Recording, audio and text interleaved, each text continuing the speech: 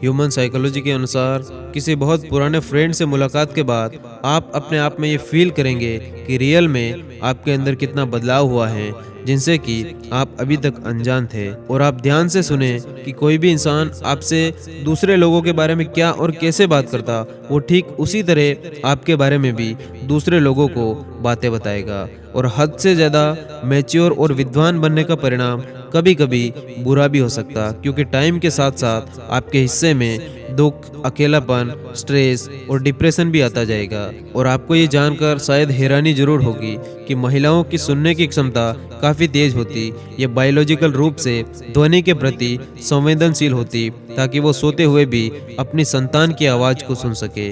और आप जब तनाव में होते तो आपका ब्लड प्रेशर हाई हो जाता, और तनाव की वजह से आपको और भी बीमारियां हो सकती। लेकिन जब आप थोड़ा सा रो लेते तो आपका दिमाग हल्का हो जाता, आपका तनाव कम हो जाता, क्योंकि रोने से आपके शरीर से स्ट्रेस हार्मोन आंसू के जरिए बाहर निकल जाते। और दोस्तों, ज़्यादा ओवर थिंकिंग करने वाले लोग एक अच्छे दोस्त और अच्छे सलाहकार बन सकते। उन्हें उन भावनाओं की गहराइयों का भी अनुभव होता है जिन्हें कि एक नॉर्मल इंसान सोचना भी नहीं चाहता। और साइकोलॉजी कहता है कि हम अपने विचारों के हिसाब से फैसले लेते हैं, जैसा हम सोचते वैसे ही हो जाते। इसीलिए अपनी सोच को हमेशा अच्छी रखें और हमेशा पॉजिटिव ही सोचें। और इन 5 चीज़ों पर हमेशा काबू रखो। जब लाइफ में सब कुछ अच्छा चल रहा हो तो अपना घमंड पर काबू रखो, और जब किसी के कमाए हुए पैसों को देखो तो अपने लालच को और अपनी जलन पर काबू रखो, और जब कहीं महफिल या दोस्तों के साथ जाओ तो अपनी जुबान पर काबू रखो, और जब किसी के घर जाओ तो अपनी आंखों पर काबू रखो, और जब आपकी लाइफ में सब कुछ खराब चल रहा हो तो अपने नेगेटिव विचारों पर काबू रखो। और लाइफ में अगर आपको एक कामयाब इंसान बनना है तो आपको ये जानना होगा कि आपकी लाइफ का पर्पस क्या है, और फिर उसमें आपको अपनी पूरी ताकत से जुट जाना। और साइकोलॉजी कहती है कि जो लोग ज़्यादा हंसते रहते तो वो शारीरिक और भावनात्मक दर्द को बेहतर तरीके से बर्दाश्त करने में सक्षम होते। और अगर आप अपनी लाइफ को बेहतर बनाना चाहते तो ये 3 स्टेप आपको जरूर फॉलो करने चाहिए। नंबर 1, अपने आप को समझना। अगर आपको ये नहीं पता कि आप किस काम में ज़्यादा अच्छे हो या किस काम में थोड़ा कम अच्छे हो, तो आपके लिए आगे बढ़ना थोड़ा मुश्किल हो जाता। इसीलिए अपने आप को पहचानिए, क्योंकि आप कैसे दिखते हो, गोरे हो या काले हो, छोटे हो या बड़े हो, इससे कोई फर्क नहीं पड़ता। आप क्या कर सकते हो वो ज़्यादा इम्पोर्टेंट है। नंबर 2, पेशेंस रखना। आजकल के लोगों की सबसे बड़ी प्रॉब्लम यही है। ज़्यादातर लोग रातों रात सफल होना चाहते, जबकि सफलता का ना तो कोई शॉर्टकट है और ना ही ये जल्दी होने वाला काम है। इसीलिए पेशेंस के साथ बस आप अपना काम करते रहिए।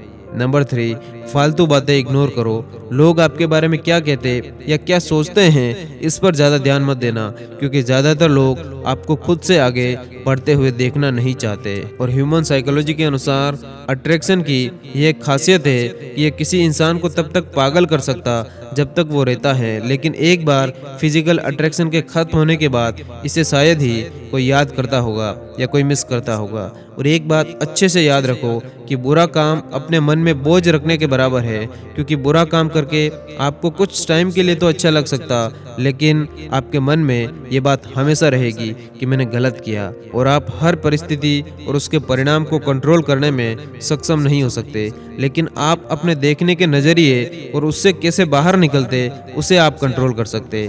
और नफरत और जलन की आग में जलते हुए इस संसार में खुशी और हंसी परमानेंट नहीं हो सकती। इसीलिए अगर आप अंधेरे में डूबे हुए तो आप रोशनी की तलाश क्यों नहीं करते, क्योंकि इस पूरी दुनिया में इतना भी अंधकार नहीं कि वो एक छोटी सी मोमबत्ती का उजाला बुझा सके। और जहां सच को सामने लाने के लिए कष्ट उठाया जाता, वहां आखिरकार सच की जीत ही होती है। और जब आप अपनी लाइफ में एक ऐसे पॉइंट पर आते हो जहां पर आपको किसी को इम्प्रेस करने की कोई ज़रूरत नहीं हो, उस टाइम समझ लेना कि अब आप पूरी तरह से फ्रीडम हो चुके। और जब भी आप किसी विचार को लेकर दुखी होते तो आपकी आंखों के अंदर अपने आप आंसू आने लगते, और जब आप कुछ टाइम रो लेते तो आपका मूड एकदम से फ्रेश हो जाता, और उसके बाद आप पहले की तुलना में अच्छा महसूस करने लगते। और हमारा हर दिन हमारे लिए एक नया विकल्प लेकर आता, तनाव का अभ्यास करना है या फिर शांति का अभ्यास करना।